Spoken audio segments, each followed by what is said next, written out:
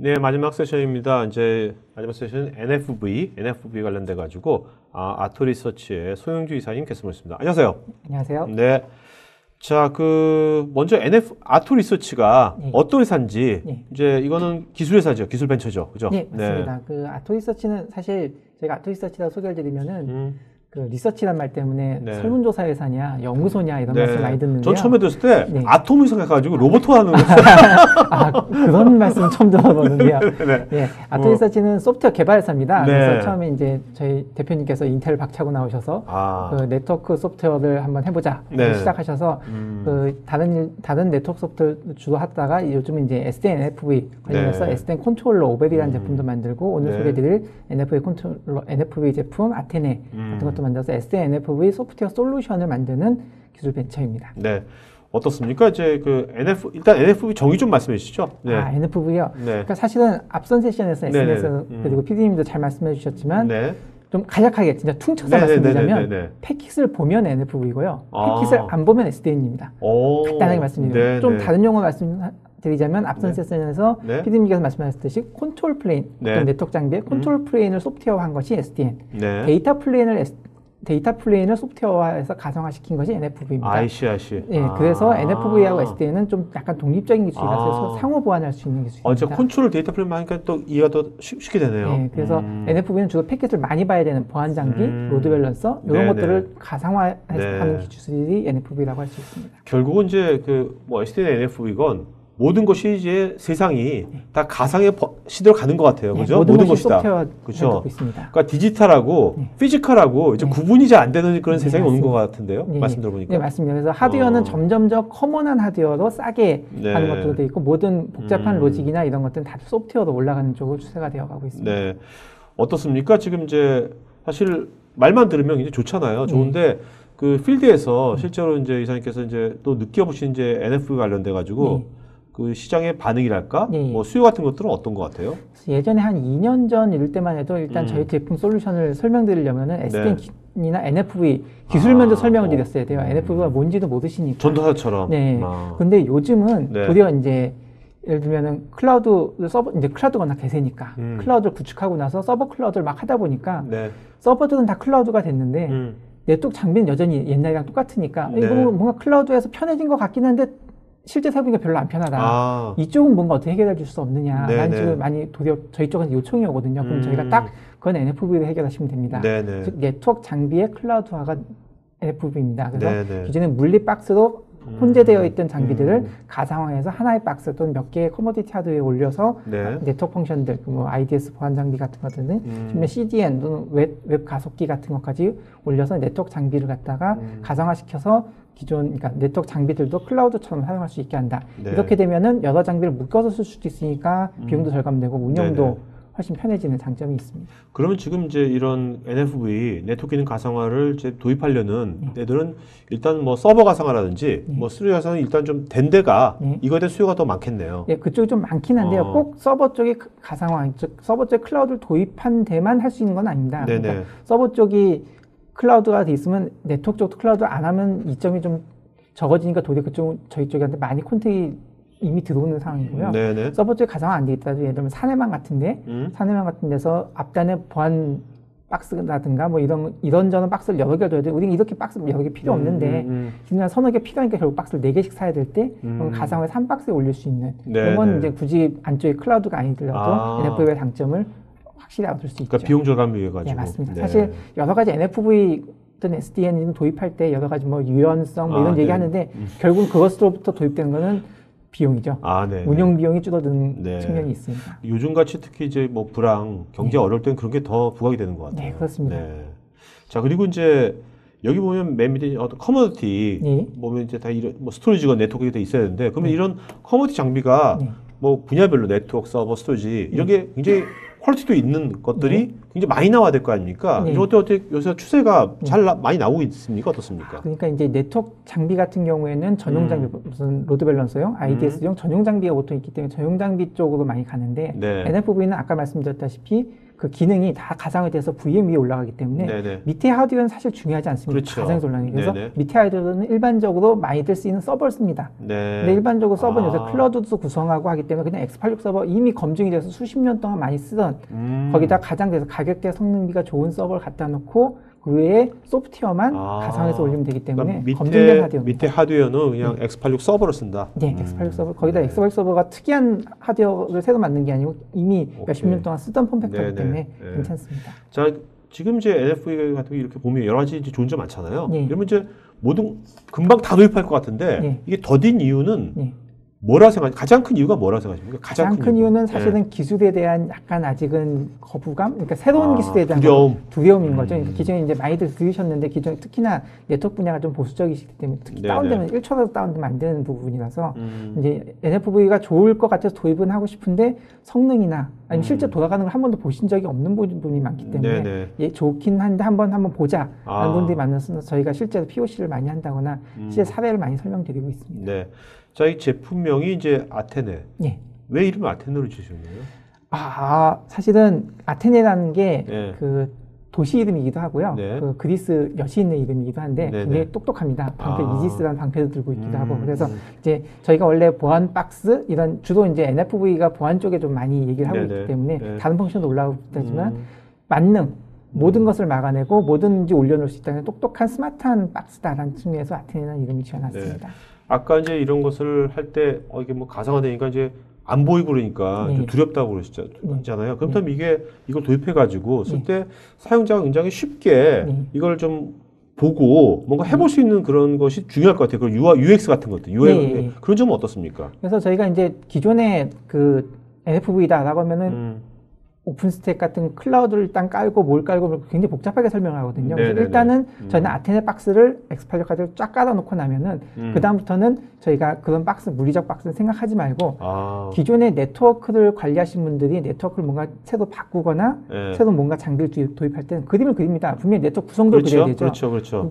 구성도 갖다가 뭐 무슨 비교든 뭐 손으로 그릴 때 그 그림을 그대로 지금 나오고 있는 장표에 있는 것 같아요. 이 화면이 컨셉 아트가 아니고 실제 저희 아테네에서 제공하는 웹 UI 화면인데요. 가운데 하얀 빈 캔버스가 있습니다. 네네. 그리고 오른쪽에는 쓸 수 있는 네트워크 기능들이 박스 형태로 있습니다. 뭐 방화벽이라든지 로드 밸런서라든지 IDS라든지 쭉 있습니다.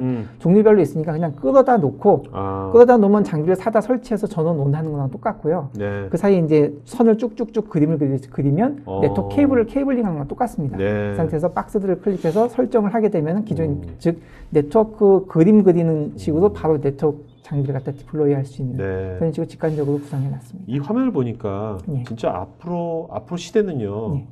우리가 피지컬은 전혀 생각하지 않고 모든 걸 디지털로 이렇게 해버리면 게임하듯이 그러면 세상이 변하는 그런 시대가 아마 10년 안에 올 것 같다는 생각도 드는데 저희는 어떠세요? 느낌으로? 저희는 일단 네트워크 분야에 대해서는 1, 2년 안에 올 거라고 생각합니다. 1년 안에 올 것 같다? 네. 안 그러면 저희가 굶기 때문에. 아트리서치 주식 사야 되는 거 아니야? 네. 자, 관리 쪽은 어떻게? 그래서 방금 전에 보여드린 그 UI 화면이 중앙에서, 즉 장비마다 들어가서 일일이 컨트롤하는 게 아니고요. 중앙에 컨트롤러가 있어서 장비가 100대든 50대든 간에 저희 x86 카드를 깔아놓은 거에다가 장비가 몇 대가 있는 상관없이 논리적으로 그려놓은 것을 저희들이 알아서 분배해서 관리하는 중앙 집중화 관리가 있는데요. 요 장비에서 설명드리고 싶은 거는 보통 NFV 플랫폼이라고 이제 들고 가서 고객들한테 설명드리면 좋은 건 알겠는데 사실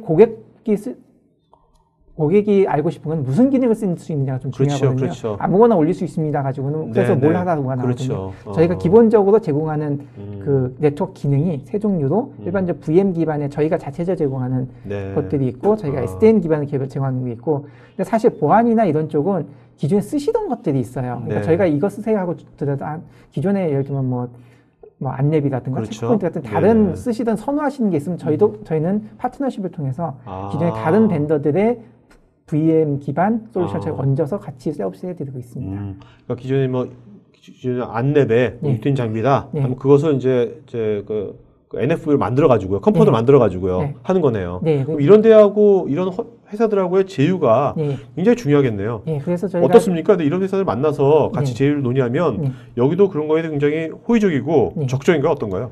이제 회사들마다 분위기가 조금씩 다르긴 합니다. 근데 저희가 작년에 에코시스템 데이라고 해서 저희 아토 이런 파트너들을 모아서 같이 하려고 이제 채널 그 영업 채널도 있지만 이런 기술 벤더들하고 같이 협업을 하기 위해서 많이 모였거든요. 그래서 지금 특히 NFV가 대세기 때문에 근데 보통 이제 보안 회사라든가 이런 좀 보안 쪽에 치중이 돼 있어서 NFV를 해야 되겠다는 생각은 하고 있지만 막상 손을 못 대시는 분들이 많아요. 그런 분들한테 가서 저희가 VM만 주면 나머지는 저희가 다 해결해 주겠다고 말씀드립니다. 그래서 플랫폼적인 NFV 플랫폼적인 건 저희가 다 해결해 드리고 있으니까 그렇다 보니까 이제 다른 벤더분들이 많이들 좋아하시고 지금도 저희가 도리어 저희 개발팀에서 버거할 정도로 그 벤더들에서 많이 요청이 들어오고 있습니다.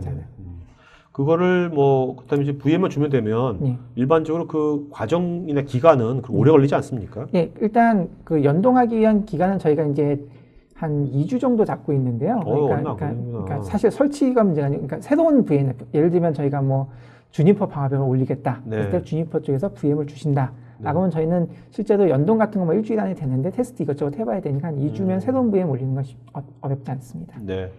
자, 이게 인프라 서비스의 분리, 이게 어떤 의미를 갖는 겁니까? 이게 NFV라는 게 아까 설명드렸다시피 모든 네트워크 기능을 VM으로 소프트웨어 시키고 밑에 하드웨어는 커머디티 하드웨어, X86 하드웨어를 그냥 깔면 되기 때문에 쓰다가 이제 뭔가 용량을 늘리고 싶다 라고 하면은 하드웨어만 추가하면 되고요. 스케일 아웃으로 그냥. 스케일해서 하드웨어만 X86 하드웨어만 더 끼면 되고 좋은 하드웨어가 나왔다 하면 하드웨어만 교체하면 되고 근데 새로운 서비스를 뭔가 추가해야 되겠다 하면 장비를 새로 넣는 게 아니고 클릭해서 새로운 서비스를 소프트웨어적으로 추가하면 되고 즉 인프라 자원하고 서비스하고 분리해서 관리할 수 있게 된다. 이렇게 되면 비용 측면에서든 운영 측면에서든 훨씬 편해진다라는 의미입니다.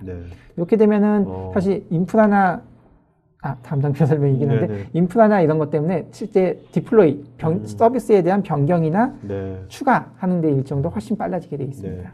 여기에 이제 인프라 서비스 분리를 시킨 다음에 여기에 필연적으로 이제 뭔가 인공지능이 들어가겠네요. 그죠? 정확히 찍으셨는데요.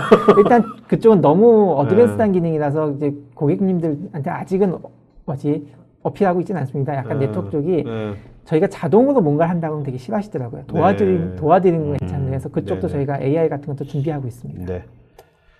자, 실제 적용 사례 볼까요? 이거 다 국내 사례들이죠? 네, 국내 사례입니다. 공공기관 같은 데서 이제 요즘 대세가 다 클라우드니까 데이터 센터들을 다들 거창하게 데이터 센터가 아니라도 실제 사내망에 사내 서버들 이제 최소한 요새는 IT 기업 같은 경우 또는 기관 같은 데도 조그만한 그 서버실은 있으니까요. 그런 것도 다 클라우드 구축한 추세거든요. 그래서 이게 사실은 앞서 설명드렸던 클라우드의 사례, 그 얘기를 이렇게 실제 사례로 해놓은 건데요.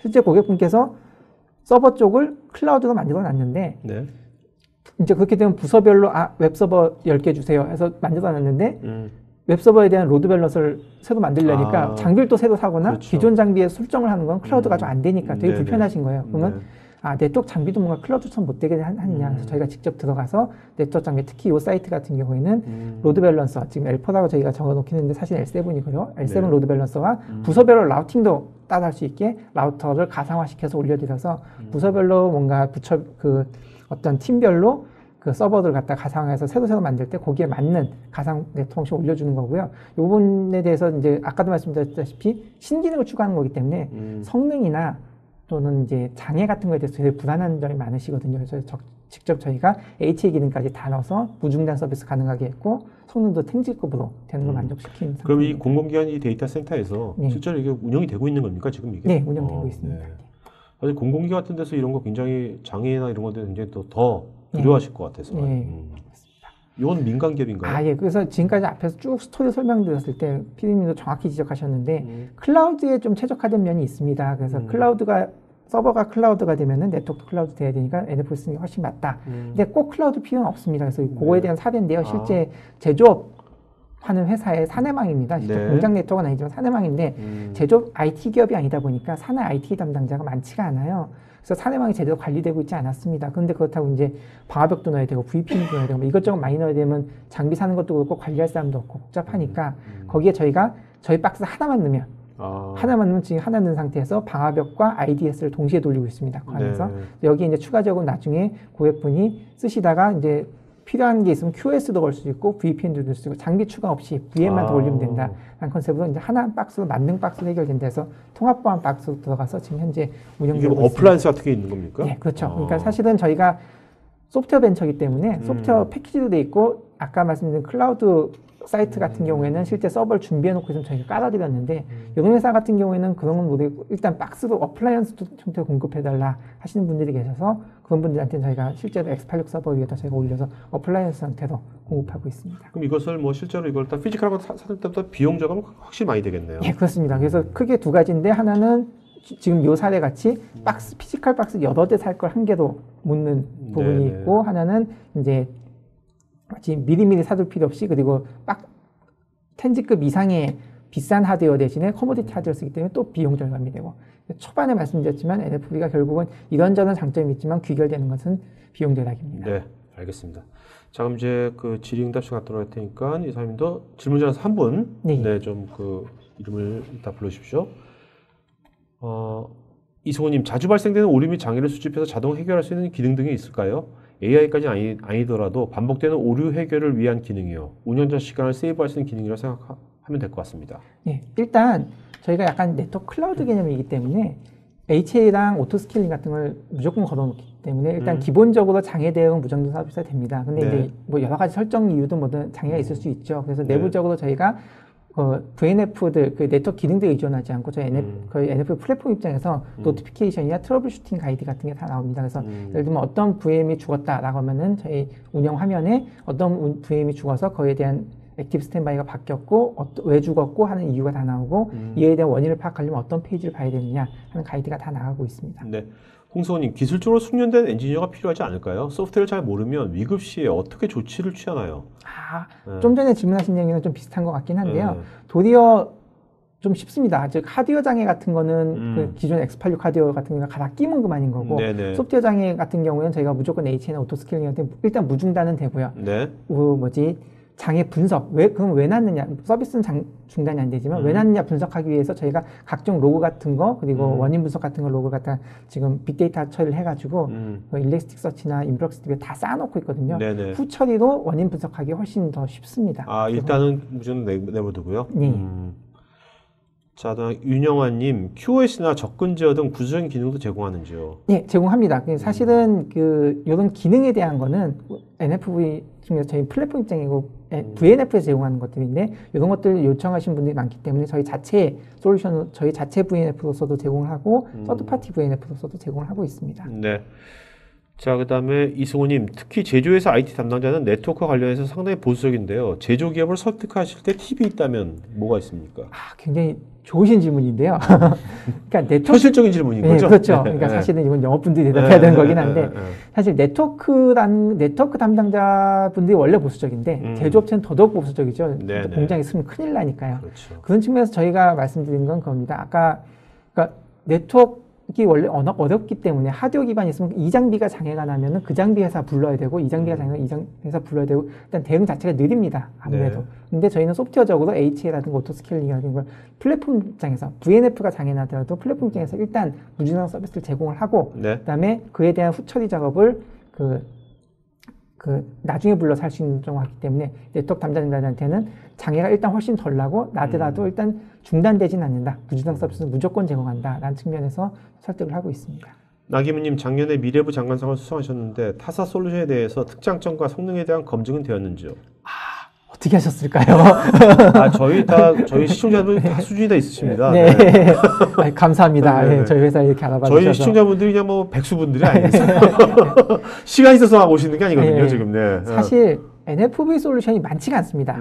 사실 NFV 솔루션, 기존의 NFV 솔루션이 잘 돼 있다라고 하는 거는 통신사 쪽, NFV 솔루션, 뭐 에릭슨이라든가 이런 장비들인데 그쪽은 사실은 데이터 센터나 사내망 이런 쪽보다는 EPC 같은 통신사 쪽에 완전 데디케이트 돼 있는 장비라서 제너럴한 NFV라고 하기 좀 어렵고요.